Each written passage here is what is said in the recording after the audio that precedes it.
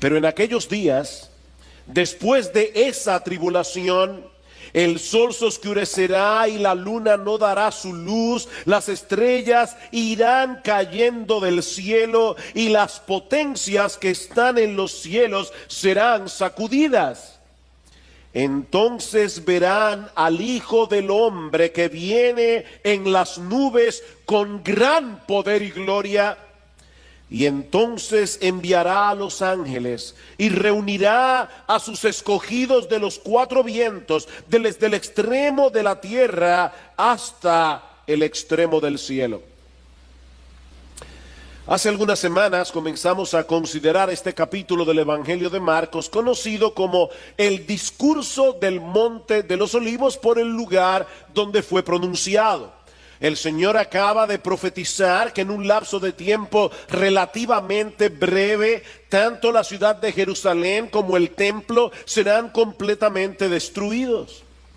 Y es probable que en la mente de los discípulos un evento tan catastrófico no podía significar otra cosa que la llegada del fin del mundo. De ahí la pregunta que da lugar a este discurso y que Mateo recoge en su versión más completa. Dinos, ¿cuándo sucederá esto? Es decir, la destrucción de Jerusalén y del templo. ¿Y cuál será la señal de tu venida y de la consumación de este siglo? Los discípulos están mezclando aquí tres eventos en uno. Y mis hermanos, es muy importante que nosotros, tengamos esto en mente cuando estudiemos este capítulo. Ellos quieren saber cuándo será la destrucción de Jerusalén y del templo. Una pregunta de tiempo. Dinos cuándo sucederá esto, pero también quieren saber cuál será la señal que anticipe la segunda venida del Señor y el fin del mundo. Y es por eso que lo primero que Jesús les hace ver en los versículos 5 al 13 que estudiamos hace ya varias semanas, es que estos eventos no son concomitantes uno detrás del otro, sino que hay una extensión indefinida de tiempo entre el primer evento, la destrucción de Jerusalén, y los otros dos. Vean el versículo 5. Jesús comenzó a decirles: mirad que nadie os engañe, muchos vendrán en mi nombre diciendo yo soy el Cristo, y engañarán a muchos. Y cuando oigáis de guerras y de rumores de guerras, no os alarméis. Es necesario que todo esto suceda, pero todavía no es el fin. Hay un tiempo indefinido entre la primera venida de Cristo, la destrucción de Jerusalén, del templo, y la segunda venida. Y luego el Señor pasa a responder la primera parte de la pregunta sobre la destrucción de Jerusalén, mostrándoles cuál habría de ser la señal de que ese evento estaba a punto de ocurrir. Versículo 14. Mas cuando veáis la abominación de la desolación puesta donde no debe estar, el que lea, que entienda, entonces los que estén en Judea huyan a los montes. En el pasaje paralelo, en Lucas capítulo 1, versículo 20, el Señor es más claro aún. Dice: pero cuando viereis a Jerusalén rodeada de ejércitos, sabed entonces que su destrucción ha llegado. Entonces los que estén en Judea huyan a los montes. De hecho, en este mismo discurso, en el versículo 30, Cristo les dice claramente que no pasará esa generación hasta que todo esto suceda. Como vimos hace unas semanas atrás, en abril del año 70 después de Cristo, dentro de ese rango de tiempo, de esa generación, el general Tito, hijo del emperador Vespasiano, sitió la ciudad de Jerusalén, arrasándola por completo en septiembre de ese mismo año. Y tal como lo había profetizado Jesús, en el templo no quedó una piedra sobre otra que no fuera derribada. De acuerdo al historiador Flavio Josefo, más de 1.000.000 de personas murieron durante el asedio. Aparte de los 97.000 judíos que fueron capturados y vendidos como esclavos, fue una tribulación terrible para el pueblo de Israel. Cada día cientos de judíos trataban de escapar y cuando eran atrapados por los romanos eran crucificados. Mis hermanos, fue una masacre total. De ahí las directrices que Jesús les da a los discípulos en los versículos 14 al 23, que ya estudiamos hace unas semanas. Los que estén en Judea, huyan a los montes, no desciendan a su casa. No es tiempo para guardar sus pertenencias, salgan huyendo. Ahora, en la mañana de hoy, vamos a considerar la otra parte de la pregunta. En los versículos 24 al 27, relacionada con la segunda venida de Cristo.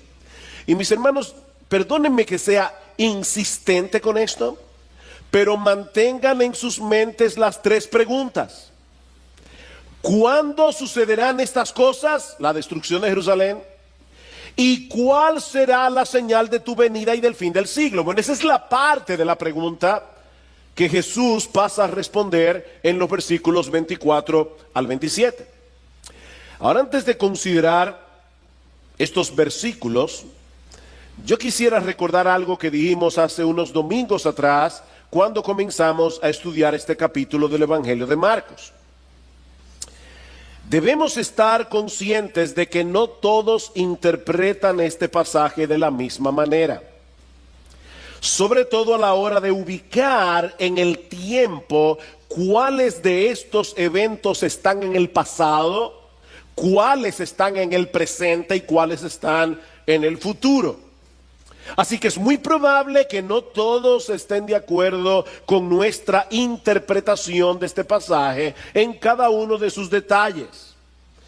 No obstante, mis hermanos, yo les ruego que consideren conmigo el peso de la evidencia bíblica, porque les adelanto que algunas de las cosas que vamos a decir en el día de hoy no encajan con algunas creencias que se hicieron muy populares a finales del siglo XIX, durante el siglo XX, y que aún en el día de hoy lamentablemente son consideradas en muchas iglesias como una marca de ortodoxia doctrinal.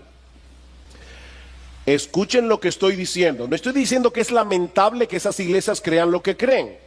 Lo que estoy diciendo es que es lamentable que algunas iglesias tengan estas creencias como una marca de ortodoxia doctrinal. Es decir, que si no todos creemos exactamente como ellos creen, seremos considerados como herejes. El Señor sabe que no es mi intención generar controversias innecesarias, pero es mi deber como pastor de esta iglesia exponer lo más fielmente posible lo que yo creo que es la enseñanza de este pasaje.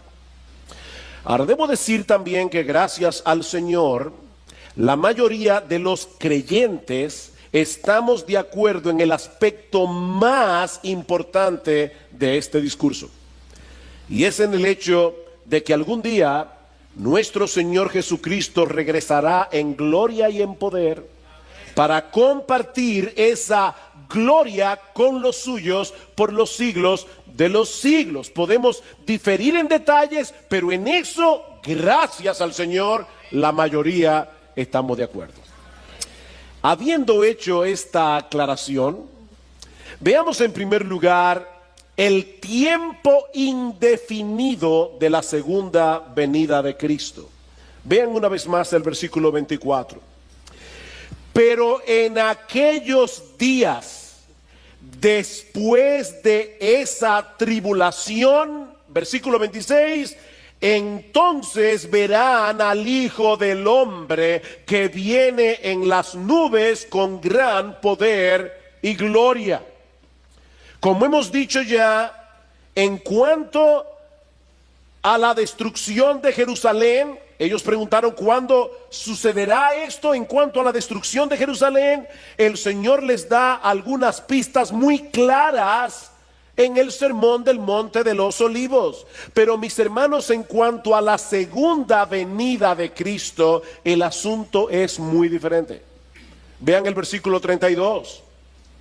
Pero de aquel día, y es obvio que está hablando de la segunda venida por el pasaje paralelo en el Evangelio de Mateo. Dice, pero de aquel día o de aquella hora nadie sabe, ni siquiera los ángeles en el cielo, ni el Hijo, sino solo el Padre. Mis hermanos, Cristo en los días de su carne, en el ministerio terrenal, cuando todavía no había sido glorificado como el Hijo del Hombre, como aquel que compartió con nosotros una naturaleza humana como la nuestra, ni él mismo en su naturaleza humana sabía cuándo será el día de su venida.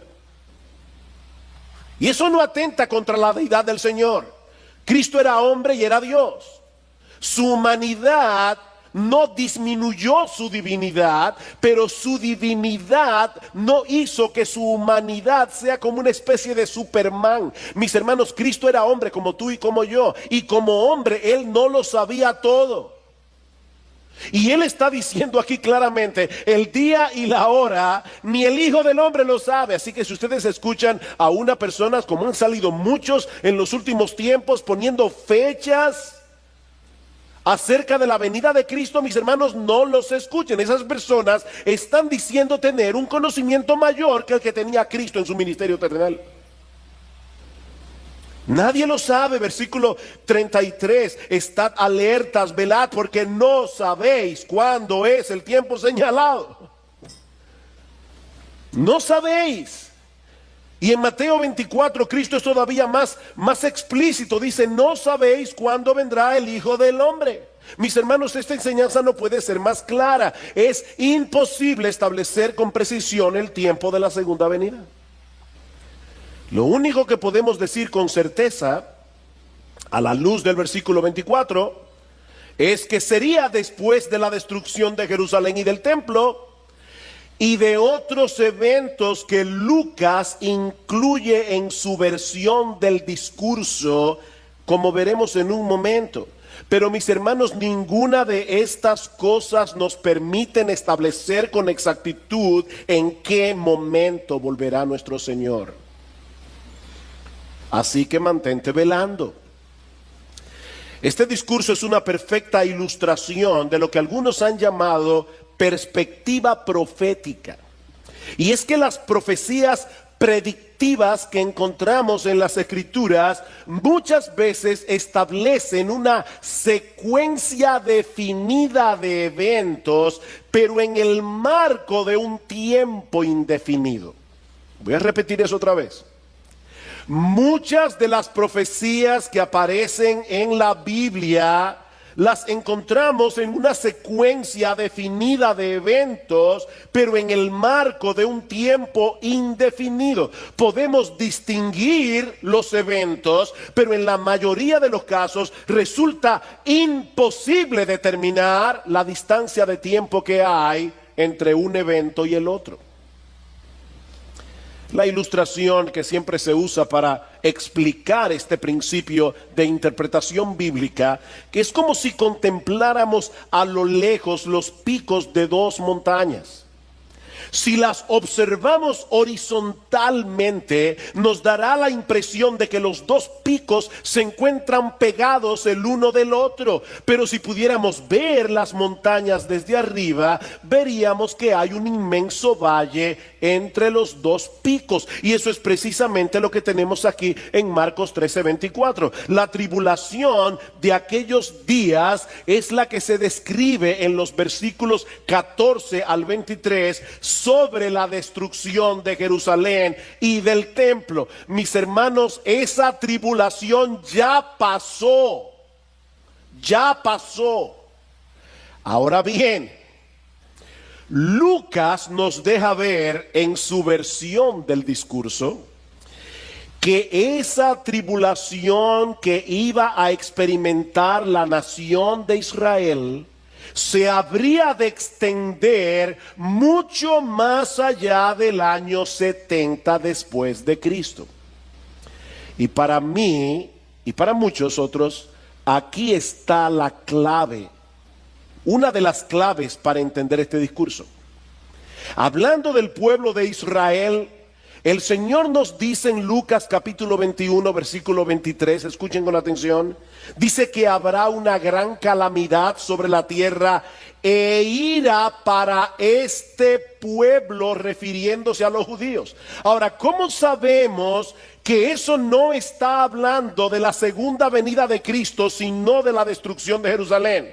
Por lo que sigue diciendo Lucas, o el Señor en Lucas, dice, y caerán a filo de espada y serán llevados cautivos a todas las naciones. Eso ya pasó. Y Jerusalén será hollada por los gentiles hasta que los tiempos de los gentiles se cumplan. Entonces, dice Lucas, habrá señales en el sol, en la luna y en las estrellas, porque las potencias de los cielos serán sacudidas, y entonces verán al Hijo del Hombre que viene en una nube con poder y gran gloria. ¿Cuándo sucederá esto? Dice en Lucas, cuando los tiempos de los gentiles se cumplan. ¿Ven la secuencia, mis hermanos? Yo estoy tratando de ser lento en el día de hoy, porque yo sé que estoy pisando sobre muchos prejuicios que algunos de ustedes tienen. Lo que estoy diciendo es que la secuencia de eventos es la siguiente. Jerusalén y el templo son destruidos, Marcos capítulo 13, versículos 14 al 23.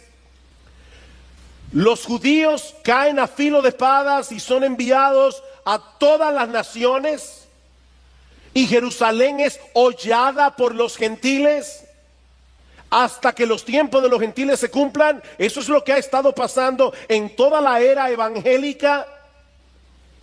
Y entonces, cuando ese tiempo de los gentiles se cumpla, vendrá el Hijo del Hombre. Ahora la pregunta es, ¿y a qué se refiere Cristo aquí cuando habla del tiempo de los gentiles?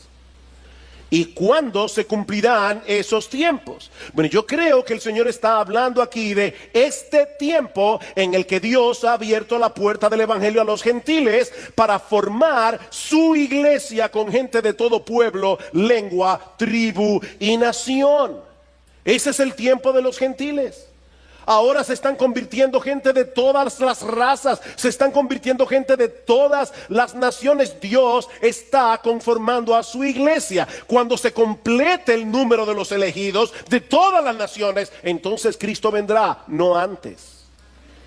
Cuando se cumpla el tiempo de los gentiles. Acompáñenme por un momento a Mateo capítulo 21. Y en el día de hoy, a diferencia de muchas de mis prédicas, generalmente yo cito los pasajes para no quitarle el ritmo al mensaje, pero yo necesito que ustedes vean los pasajes que estamos citando.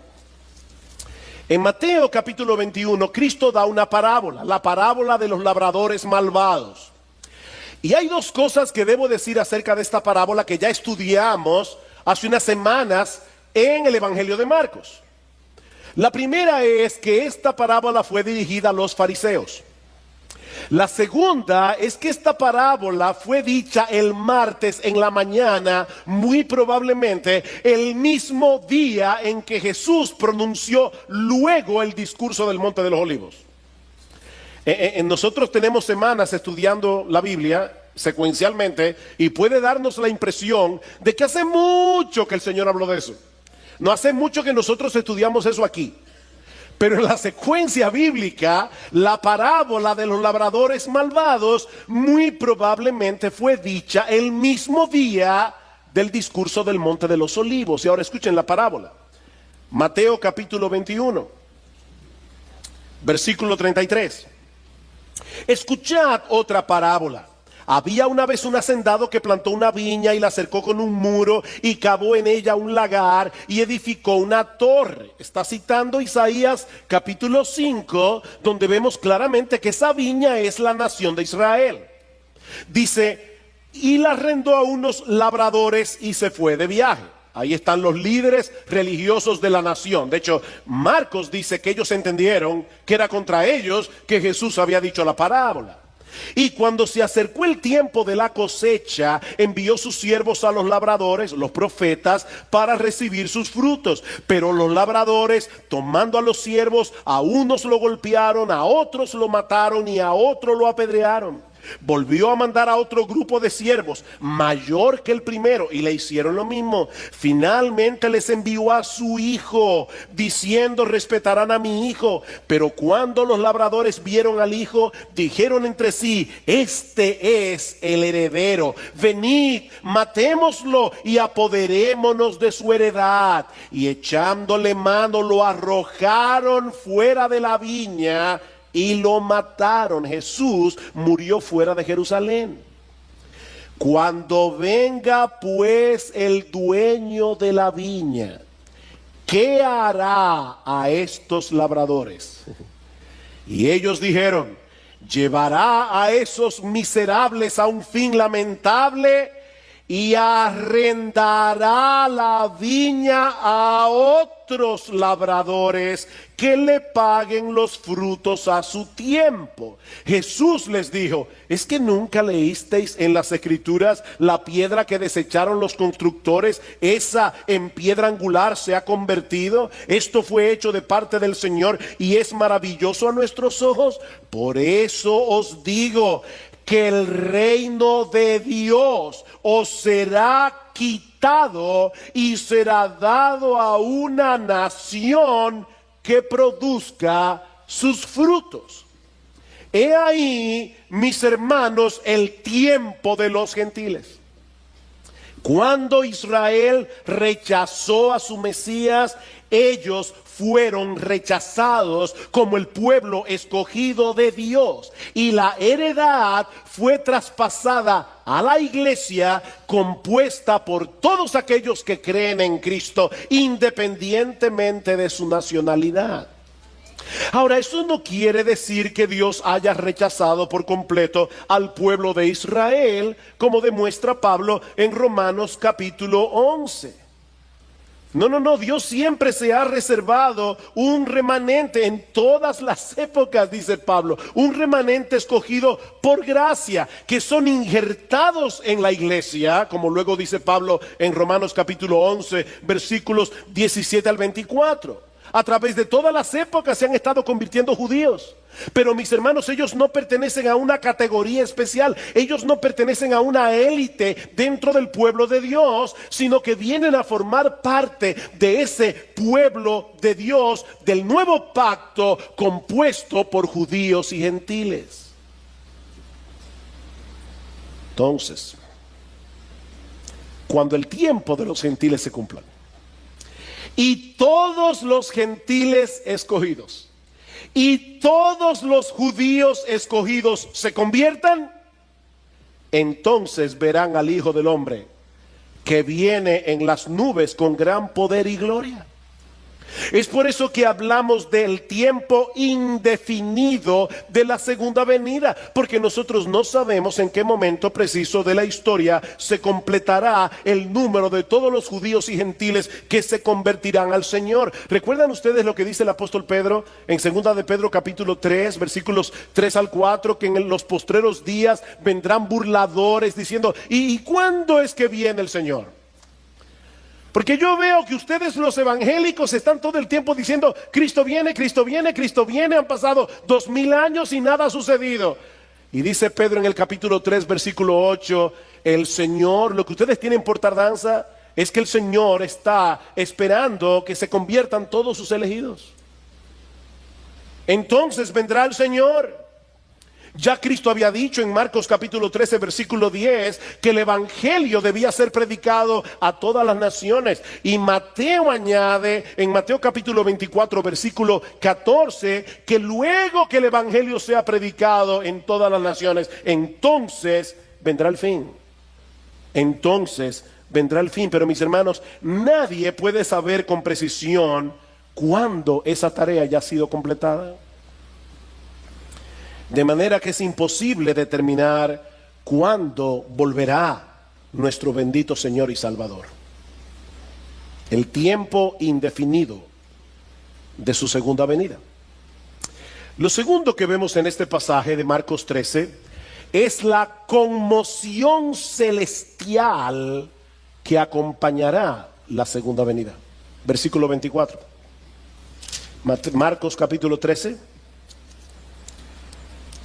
Versículo 24, Pero en aquellos días, después de esa tribulación, el sol se oscurecerá, la luna no dará su luz, las estrellas irán cayendo del cielo y las potencias que están en los cielos serán sacudidas.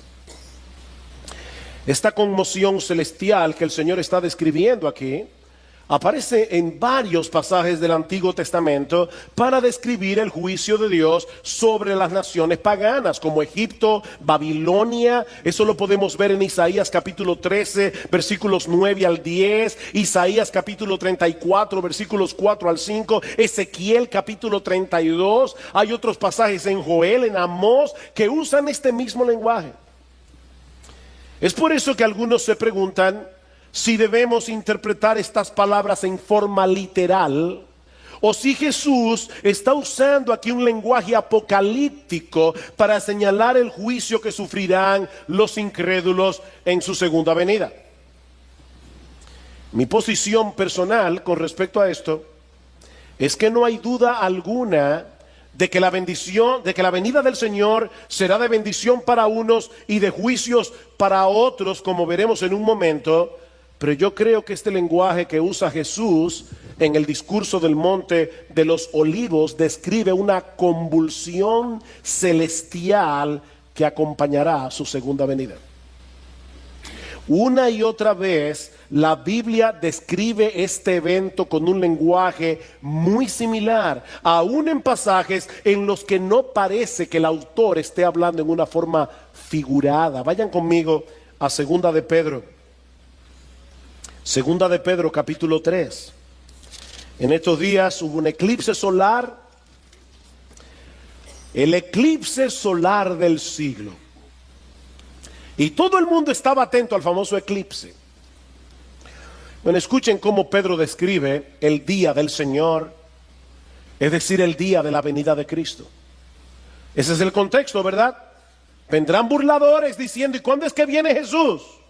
Y Pedro ya dijo, amados, no ignoréis esto, que para el Señor un día es como 1000 años como un día. El Señor no se tarda en cumplir su promesa. ¿Cuál promesa? La promesa de la segunda venida. Según algunos la entienden por tardanza, sino que es paciente para con vosotros, no queriendo que nadie perezca, sino que todos vengan al arrepentimiento. Pero el día del Señor vendrá como ladrón, en el cual los cielos pasarán con gran estruendo, los elementos serán destruidos con fuego intenso, y la tierra y las obras que en ella hay serán quemadas. Puesto que todas estas cosas han de ser destruidas de esta manera, ¿qué clase de personas no debéis ser vosotros en santa conducta y en piedad, esperando y apresurando la venida del día de Dios, en el cual los cielos serán destruidos por fuego, los elementos se fundirán con intenso calor?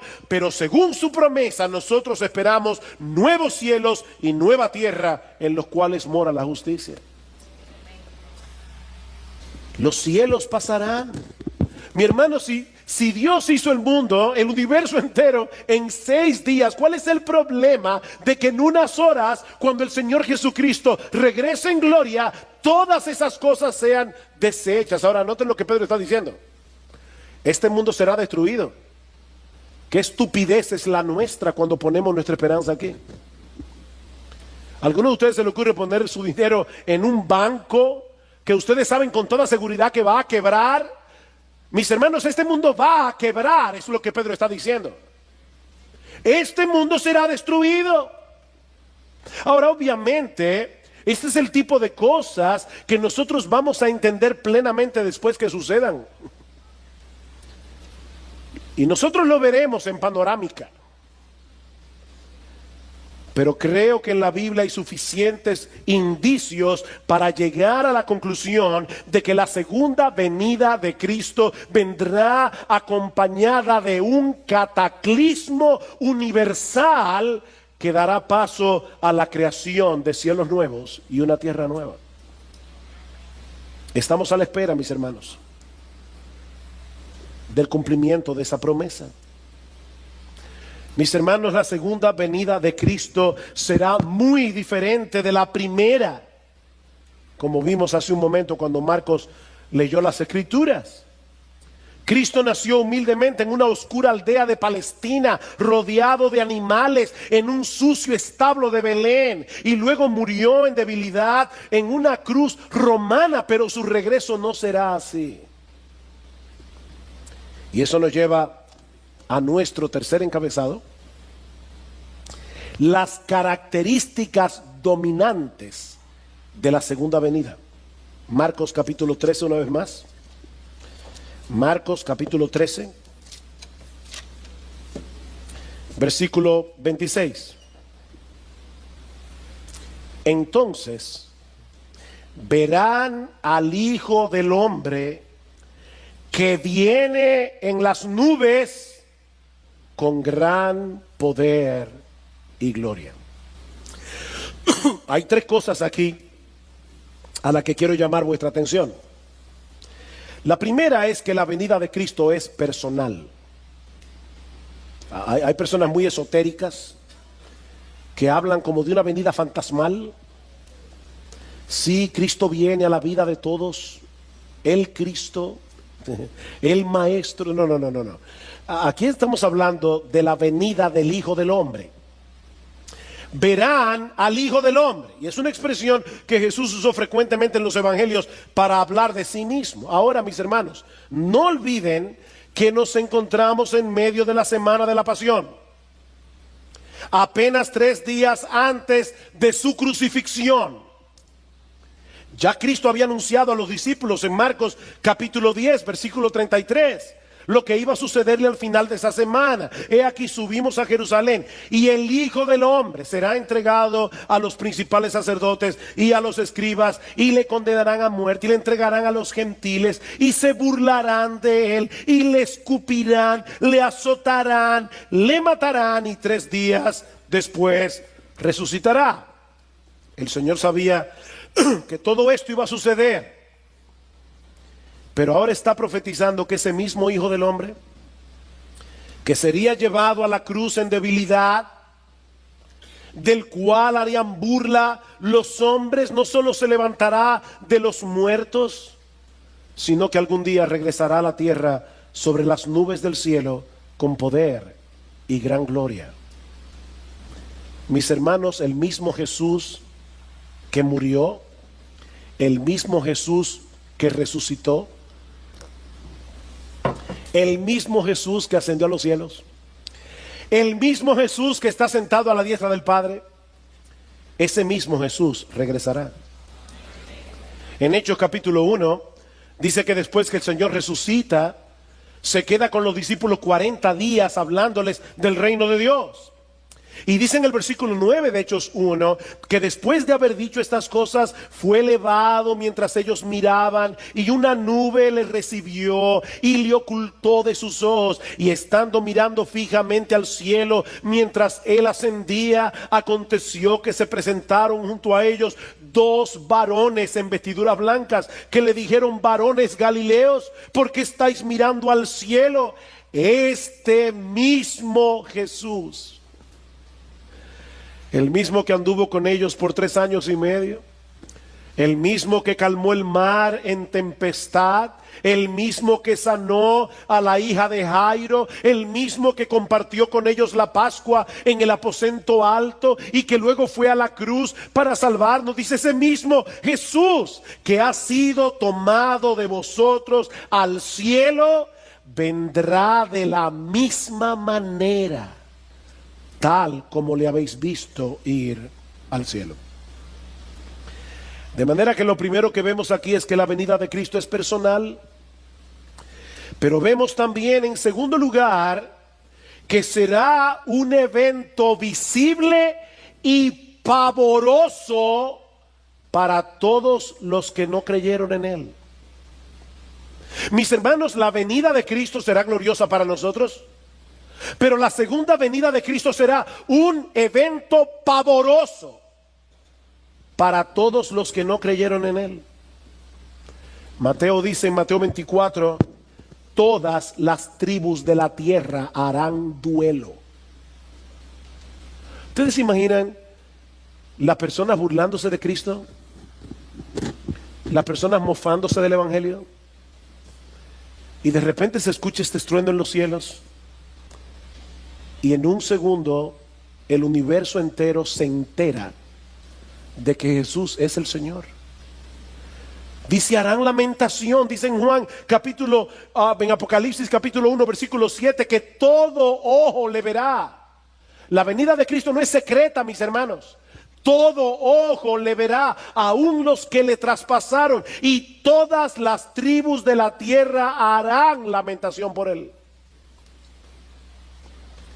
Cristo fue burlado, golpeado cruelmente, escupido, condenado a morir en una cruz romana en su primera venida, pero mis hermanos, en su regreso en gloria, nadie se burlará. Apocalipsis capítulo 6, y quédense allí con el dedo en Marcos, pero escuchen cómo describe Juan la venida de Cristo. Apocalipsis capítulo 6 versículo 12, vi cuando el Cordero abrió el sexto sello y hubo un gran terremoto y el sol se puso negro como cilicio hecho de cerda y toda la luna se volvió como sangre y las estrellas del cielo cayeron a la tierra como la higuera deja caer sus higos verdes al ser sacudidas por un fuerte viento, y el cielo desapareció como un pergamino que se enrolla, y todo monte e isla fueron removidos de su lugar, y los reyes de la tierra y los grandes, los comandantes, los ricos, los poderosos y todo siervo y todo libre se escondieron entre las cuevas y entre las peñas de los montes, y decían a los montes y a las peñas, caed sobre nosotros y escondednos de la presencia del que está sentado en el trono y de la ira del Cordero, porque ha llegado el gran día de la ira de ellos, y ¿quién podrá sostenerse? Wow, la ira del Cordero. Sí, Cristo murió en la cruz como un cordero manso, pero cuando Cristo regrese en gloria, nadie se burlará. Será un evento pavoroso para aquellos que no creyeron en Jesús. Pero vemos también, en tercer lugar, que la segunda venida de Cristo será gloriosa. Será gloriosa. ¿Qué dice Marcos? Entonces verán al Hijo del Hombre que viene en las nubes con gran poder y con gloria. Los discípulos conocían muy bien el Antiguo Testamento y sabían que al hablar de su venida en las nubes del cielo, Jesús estaba colocando su gloria a la par con la gloria del Padre. Dice en Éxodo capítulo 19:9 que el Señor le dijo a Moisés en el monte Sinaí, he aquí vendré a ti en una densa nube. En el Salmo 97 versículo 2 dice que las nubes lo rodean. Estas nubes, mis hermanos, no son naturales. Estas nubes son un despliegue de la gloria de Dios. Hay una presencia especial del Espíritu de Dios en medio de la iglesia. Estamos alabando al Señor y uno casi puede palpar que Cristo realmente está presente en medio de su pueblo. Él le ha prometido estar presente en medio de su pueblo, y uno puede alabar al Señor, pero uno lo está contemplando con los ojos de la fe. ¿Ustedes se imaginan, mis hermanos, lo que será aquel día? Cuando nuestro Señor Jesucristo regrese y nosotros podamos verle cara a cara, cuando nosotros podamos ver su gloria, una gloria que ahora está oculta de nuestros ojos, una gloria que ahora solo podemos contemplar con los ojos de la fe. Pero algún día, mis hermanos, los cielos se abrirán con gran estruendo y nuestro Señor Jesucristo regresará del cielo con poder y gran gloria en las nubes del cielo. Y nosotros le veremos. Y nosotros le veremos. ¿Cómo no debería eso llenar nuestras mentes y corazones? Y en ese momento, su iglesia será reunida a su Señor para regresar junto a Él y quedar junto a Él por los siglos de los siglos. Y eso nos lleva a nuestro último y más controversial encabezado: la reunión del pueblo de Dios en su segunda venida. Versículo 27. Y entonces enviará a los ángeles y reunirá a sus escogidos de los cuatro vientos, desde el extremo de la tierra hasta el extremo del cielo. A través de toda la historia de la iglesia, y yo quiero recalcar eso, a través de toda la historia de la iglesia hasta el siglo XIX, los creyentes habían creído prácticamente en unanimidad que el Señor Jesucristo habría de regresar una sola vez a la tierra y que en ese momento la iglesia sería arrebatada para encontrarse con su Señor.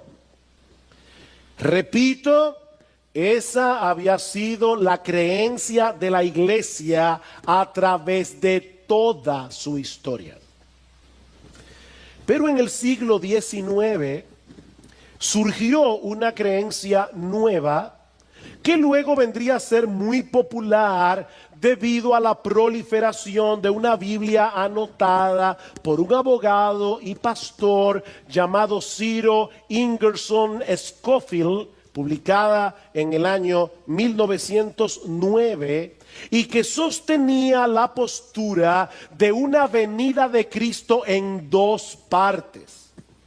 Una secreta antes del inicio de una tribulación que, según esta creencia, duraría 7 años, y una pública inmediatamente después de esa tribulación. En esa primera parte de la segunda venida, la parte secreta, la iglesia sería arrebatada para no pasar por la gran tribulación, mientras que en la segunda etapa de la segunda venida habría de ocurrir todo lo que hemos estudiado hoy en el discurso del Monte de los Olivos. Según esta posición teológica, conocida como rapto pretribulacional, los elegidos de los que se habla en el versículo 27 son los judíos que supuestamente se van a convertir durante ese periodo de tribulación. Esta creencia ha venido a ser tan popular que incluso ya se han filmado varias películas con este tema. Hollywood siempre trata de sacarle partido a las cosas sensacionalistas. Una de esas películas se filmó en el año 2015, titulada Dejados Atrás, protagonizada nada más y nada menos que por Nicolas Cage, un actor de Hollywood sumamente conocido. Ahora, de nuevo quiero volver a decir lo que decía al principio. Mis hermanos, yo no quiero generar controversias innecesarias con este mensaje, y mucho menos ser ofensivo con todos aquellos que creen en una segunda venida en dos etapas y en un rapto pre-tribulacional. De hecho, nosotros mismos venimos de esa tradición. Eso creía nuestra iglesia hace muchos años atrás, porque eso fue lo que aprendimos en la iglesia donde conocimos al Señor hace 40 años. Sin embargo, creemos que la evidencia del Nuevo Testamento apunta hacia la segunda venida como un solo evento en el que la iglesia, formada por judíos y gentiles que han creído en Cristo, saldrán al encuentro de su Señor, mientras que los incrédulos recibirán juicio y condenación. Yo les decía al principio, por favor, sopesen los argumentos bíblicos sin prejuicios. Una doctrina no es falsa por ser novedosa, de la misma manera que una doctrina no es verdadera por ser antigua. Una doctrina es verdadera por ser bíblica. Ahora, cuando hay una doctrina que sale nueva, y esta doctrina del rapto pretribulacional es relativamente nueva, nosotros tenemos que preguntarnos, ¿realmente durante 19 siglos nadie en la iglesia vio esto? Hermanos, ¿qué nos enseña la Biblia? Bueno, yo quiero, por favor, que vayan conmigo en sus Biblias a varios textos bíblicos. Quiero ser tranquilo, lento. Quiero que lo veamos. Yo sé que este estudio ha sido muy, ¿cómo puedo decirlo? Muy académico. Pero es que hace mucho que no hablamos de este tema. Y yo necesito que ustedes lo vean. Mateo capítulo 13. Mateo capítulo 13. Recuerden lo que estoy tratando de demostrar. Estoy tratando de demostrar que Cristo viene una sola vez, por segunda vez. Y que es en esa segunda venida que la iglesia será arrebatada y los impíos serán destruidos. En Mateo, capítulo 13, el Señor está explicando a los discípulos la parábola de la cizaña y el trigo. Escuchen la interpretación de Jesús, versículo 37. Respondiendo él les dijo, porque los discípulos le dijeron: Señor, explícanos la parábola de la cizaña del campo. Respondiendo él dijo: el que siembra la buena semilla es el Hijo del Hombre. El campo es el mundo, no la iglesia. Yo no sé cuántas veces yo he oído personas diciendo: en la iglesia hay trigo y hay cizaña. Y es verdad que en la iglesia a veces hay trigo y hay cizaña, pero este pasaje no está hablando de eso. Este pasaje está hablando de que a pesar de que Cristo ya inauguró su reino cuando vino la primera vez, murió en una cruz, ascendió a los cielos y se sentó a la diestra del Padre, Él ya está reinando. Ese reino ya fue inaugurado, pero no ha sido aún consumado. Y es por eso que todavía en su reino hay cizaña. Dice: el campo es el mundo. La buena semilla son los hijos del reino. Las cizañas son los hijos del maligno. Y el enemigo que la sembró es el diablo. La siega es el fin del mundo. Y los segadores son los ángeles. Mateo 24, Marcos 13. Por tanto, así como la cizaña se recoge y se quema en el fuego, de la misma manera será en el fin del mundo. El Hijo del Hombre enviará a sus ángeles y recogerán de su reino a todos los que son piedra de tropiezo, a los que hacen iniquidad, y los echarán en el horno de fuego. Allí será el llanto y el crujir de dientes. Entonces los justos resplandecerán como el sol en el reino de su Padre. Mis hermanos, ¿cuándo sucederá eso? En el fin del mundo, cuando nuestro Señor Jesucristo regrese en gloria. Los malos serán recogidos de su reino y los justos también serán recogidos por los ángeles del cielo para reinar con Cristo por los siglos de los siglos. Primera Tesalonicenses capítulo 4. Primera Tesalonicenses capítulo 4.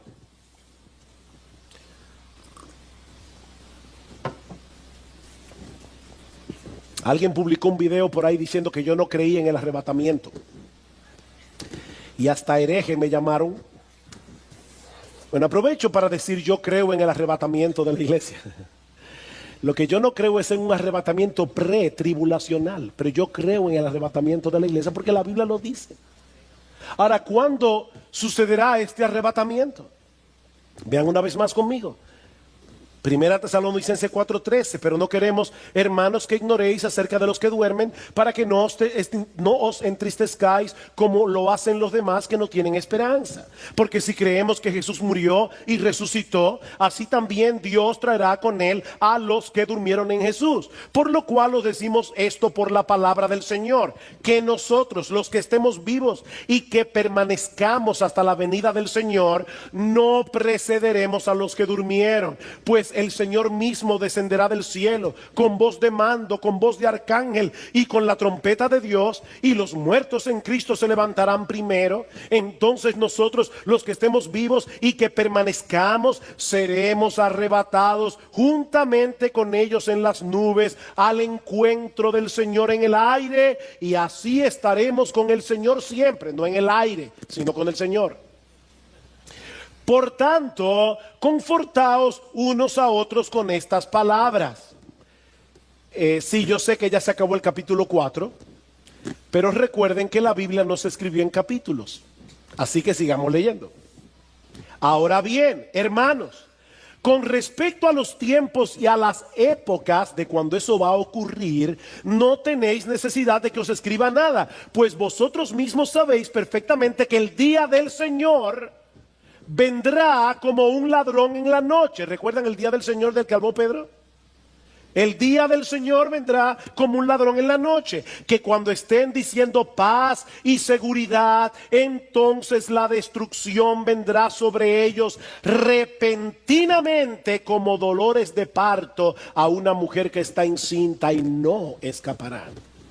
Mis hermanos, cuando yo leo este texto en su contexto, yo no veo una venida pretribulacional 7 años en secreto y luego una venida pública 7 años más tarde en la que los malos serán destruidos.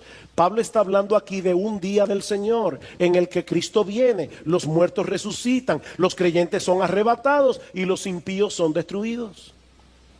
Segunda a Tesalónica, capítulo 1.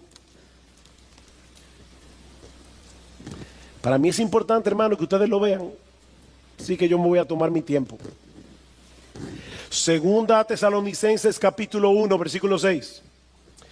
Porque después de todo es justo delante de Dios retribuir con aflicción a los que os afligen y daros alivio a vosotros que sois afligidos, y también a nosotros cuando el Señor Jesús sea revelado desde el cielo con sus poderosos ángeles en llama de fuego. ¿Ven ustedes, hermanos? Jesús viene y dice Pablo, Él le dará alivio a los creyentes y los impíos serán destruidos. Versículo 8, dando retribución a los que no conocen a Dios y a los que no obedecen al evangelio de nuestro Señor Jesús. Estos sufrirán el castigo de eterna destrucción, excluidos de la presencia del Señor y de la gloria de su poder. ¿Cuándo? Cuando Él venga para ser glorificado en sus santos en aquel día y para ser admirado entre todos los que han creído. ¿Dos venidas o una sola? Dice, el día que el Señor venga, los impíos serán destruidos y Él será admirado por sus santos, aquellos que han creído. Pero no se detiene allí, capítulo 2.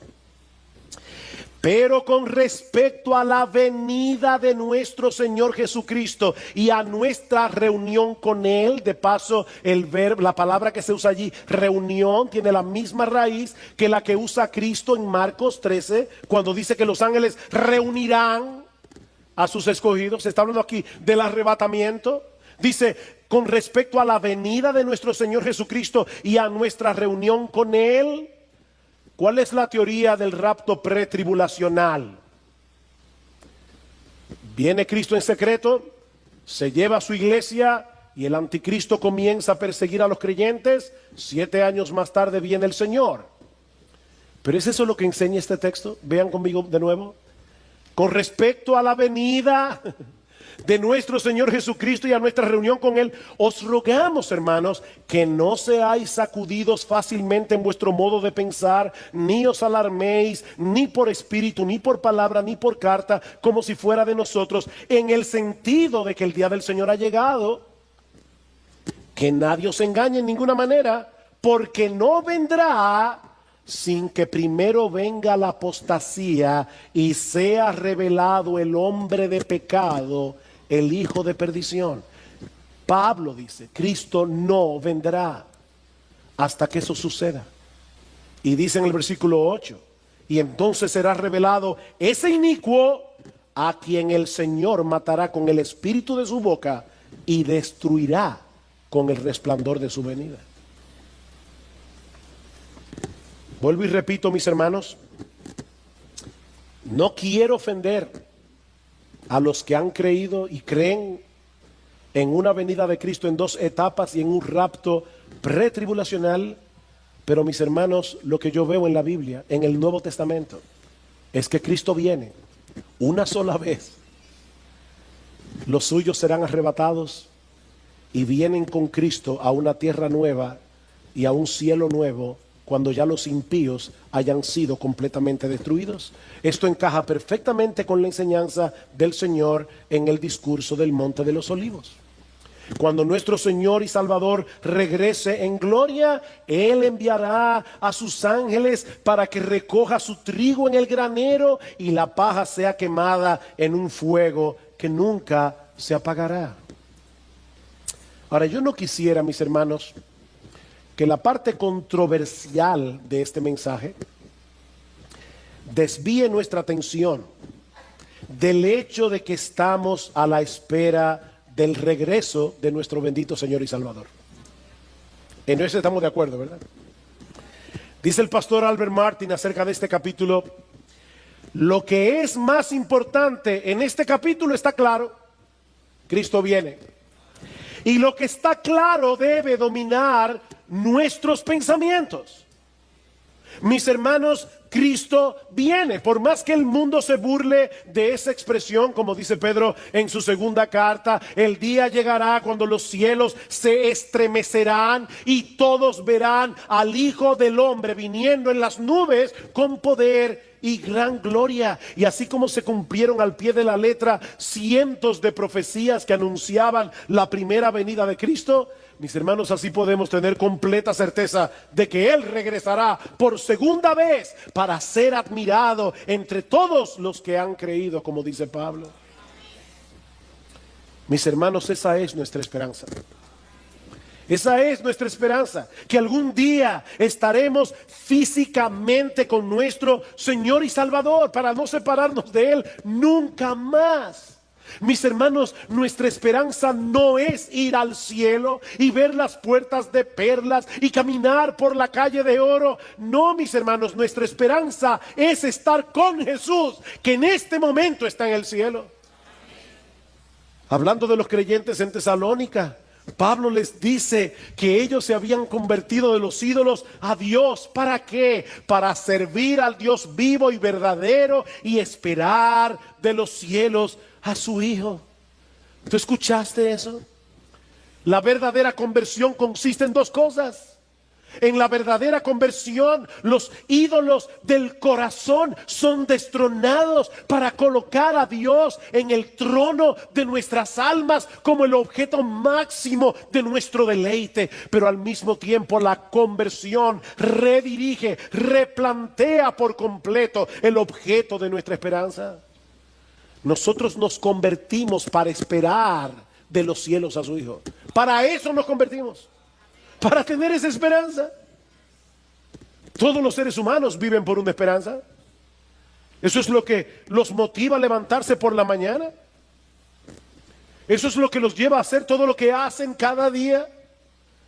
Bueno, mis hermanos, lo que Pablo está diciendo aquí es que uno de los resultados de la salvación es llevarnos a esperar en la segunda venida de Cristo por encima de cualquier esperanza terrenal. Sí, hay muchas cosas legítimas que nosotros podemos esperar en esta vida, pero ninguna de ellas puede competir con esa esperanza. El Señor descenderá del cielo y nosotros nos reuniremos con Él. Y yo te pregunto, mi hermano, ¿es esa tu esperanza? ¿O hay muchas cosas de este mundo que han comenzado a eclipsar tu anhelo por la segunda venida de Cristo? Mi hermano, ¿cuándo fue la última vez que tú te levantaste por la mañana y pensaste, podía ser hoy? Puede ser hoy. Oh, yo quiero que sea hoy. Oh, si ven, Señor Jesús, como dice Juan en el Apocalipsis.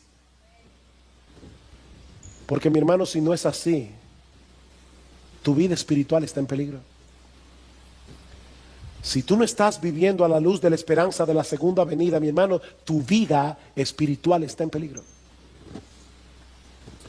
Pablo dice en Tito capítulo 2, me encanta este pasaje, que la gracia de Dios se ha manifestado para salvación a todos los hombres, enseñándonos que renunciando a la impiedad y a los deseos mundanos, vivamos en este siglo sobria, justa y piadosamente. Dice John Piper, hay personas que dicen, es que los cristianos que viven esperando la segunda venida se olvidan de las cosas aquí abajo. No. Esperar la segunda venida nos motiva a estar activos en la iglesia, nos motiva a predicar el evangelio, nos motiva a buscar la gloria de Dios en todo lo que hacemos, aún en nuestras vocaciones terrenales. No, dice Piper, el problema no es que nosotros estemos pensando demasiado en el cielo, es que estamos pensando demasiado en el mundo. Dice que la gracia de Dios nos enseña a renunciar a la impiedad y a los deseos mundanos y vivamos en este siglo sobria, justa y piadosamente, aguardando la esperanza bienaventurada y la manifestación gloriosa de nuestro gran Dios y Salvador Jesucristo. ¿Saben por qué muchas veces los que profesan ser cristianos se ven tan mundanos? Bueno, en muchos casos es porque no son cristianos, pero en otros casos es porque han perdido de vista la segunda venida del Señor, la segunda venida de Cristo. ¿Cómo debería vivir un cristiano que se levanta todos los días de su vida diciendo: Señor, estas próximas 24 horas las voy a vivir como si fuera a encontrarme contigo al final del día? ¿Cómo viviría un cristiano? Mis hermanos, ¿por qué el mundo nos atrae tanto? Porque hemos perdido de vista esa esperanza, la esperanza de estar con nuestro Señor. Eso es lo que motiva al creyente a vivir en santidad. Eso es lo que motiva al creyente a hacer buenas obras. El hecho de aguardar esa esperanza bienaventurada. Algún día estaremos con nuestro Señor y echaremos nuestras coronas a sus pies en eterna gratitud por habernos comprado con su sangre y por habernos atraído hacia Él con cuerdas de amor. ¿Se dieron cuenta, como dice Pablo en 2 Tesalónica 2:1, la venida de Cristo y nuestra reunión con Él? No es una película fantástica en la que estamos, yo quisiera ver cómo los cielos se enrollan como un pergamino. Olvídate de eso. Esas son las cosas que acompañarán la segunda venida, pero eso no es importante. Lo importante es que Cristo viene y nosotros estaremos con Él. Nuestra reunión con Él, dice Pablo, y así estaremos siempre con el Señor. Y añade: alentaos unos a otros con estas palabras. ¿Cuándo fue la última vez, mi hermano, que tú te acercaste a un creyente en aflicción y le dijiste: mi hermano, estoy sufriendo contigo? Yo sé lo que tú estás pasando, pero no te olvides, hay una luz al final del túnel porque Cristo viene. ¿Cuándo fue la última vez que tú alentaste a alguien con esas palabras? Porque Pablo dice: alentaos unos a otros con estas palabras. Hermanos, Cristo viene. Y yo te pregunto una vez más, mi amigo, ¿es esa tu esperanza? Miembro de Iglesia Bíblica del Señor Jesucristo, ¿estás aguardando con expectativa el retorno de tu Señor? ¿Estás velando? ¿Estás orando? ¿Estás ocupado en buenas obras? ¿O estás tan entretenido con las trivialidades de esta vida presente que hace rato que dejaste de esperarlo? Mi amigo, ¿qué pasará contigo en aquel día? ¿Serás recogido por los ángeles para estar con tu bendito Señor y Salvador? ¿O serás recogido con la cizaña para ser quemado en el fuego? Porque no hay otra opción. No hay otra opción. Cristo vendrá para juicio o para salvación. No hay otra opción.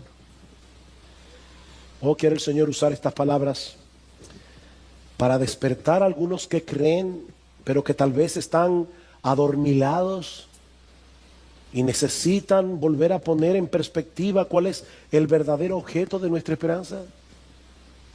O tal vez para animar a algunos que todavía están allí fielmente corriendo la carrera, pero están cansados. Anímate, hermano, Cristo viene. Oh, pero que también Dios use este mensaje para destruir por completo la esperanza falsa de aquellos que están sin Cristo. De modo que en esta misma hora ellos puedan poner toda su confianza únicamente en Él por medio de la fe.